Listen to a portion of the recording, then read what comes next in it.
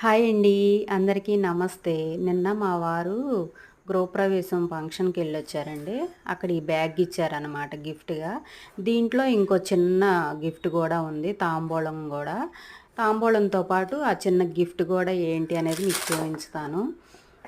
మనకేంటంటే ఏ ఫంక్షన్‌కెళ్ళినా పసుపు, కుంకుమ ఇవ్వటం, అంటే బొట్టు పెట్టి కాళ్ళకి పసుపు రాయటం మన సాంప్రదాయం గదా!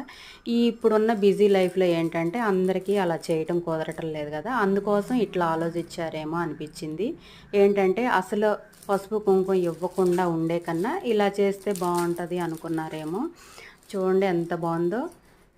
చిన్న ఫ్లవర్ వచ్చిందండి కింద. దానిపైన పసుపు, కుంకుమ చిన్న చిన్న ప్యాకెట్‌ల్లాగా చేసి ఇట్లా చేశారనమాట డెకరేషను. చాలా బావుంది. ఈ ఐడియా కూడా బావుందనిపిచ్చింది నాకైతే. మీకెలా ఉందో కామెంట్ చేయండి. ఓకేనా అండి?